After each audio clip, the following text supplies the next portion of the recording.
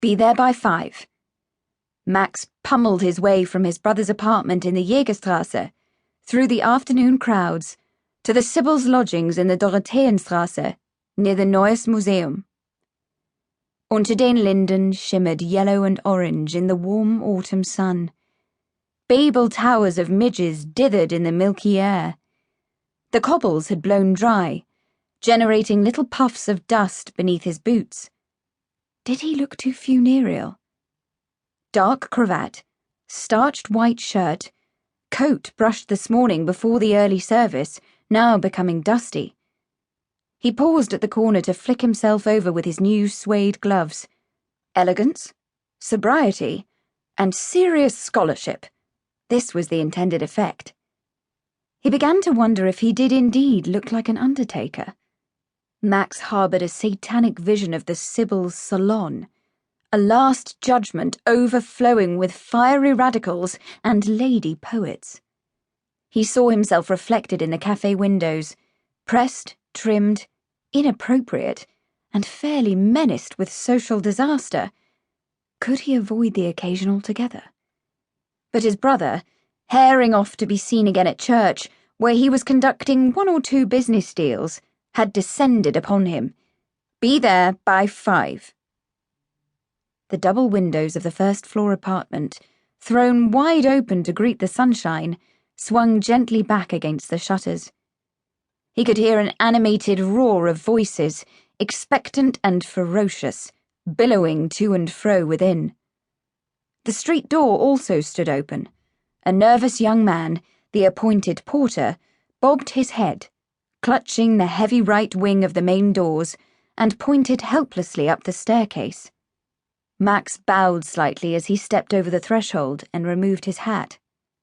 A small, hairy creature, with an eager, buoyant step, that had been heading up the stairs, turned back and bounded down to shake his hand. "You must be Max! The Duncker brothers clearly duplicate each other right down to the moustache. You're most welcome, sir.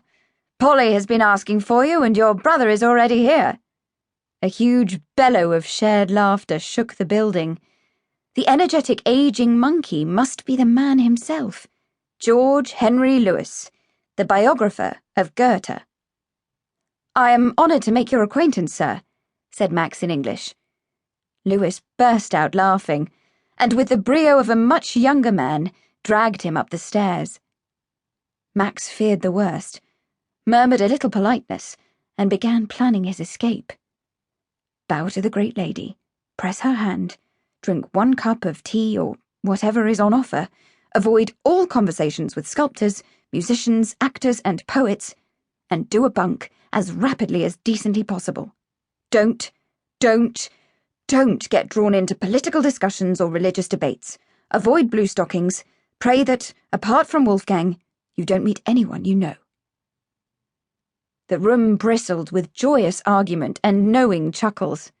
Very few ladies, and 2 that he spotted, who announced that they were going on to a prestigious lecture followed by a concert, were of an age where their bare shoulders looked bulbous, wizened, and unsuitable.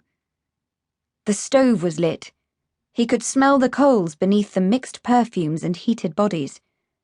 Someone had pushed all the furniture back against the pale green and yellow painted walls. A piano dominated the rug in the centre of the salon, and through the double doors, now folded back like an accordion, he saw yet another high-ceilinged space and an untidy bookshelf, 8 stories high, packed with volumes, boxes, and papers. "Dr. Pullman offered us the apartment," shouted Lewis, tugging Max's sleeve as if they had known one another for years, and making himself heard above the excited surrounding discussions. The little man sank immediately into the midst of a disputatious circle, where he was called upon to adjudicate on a point of philology.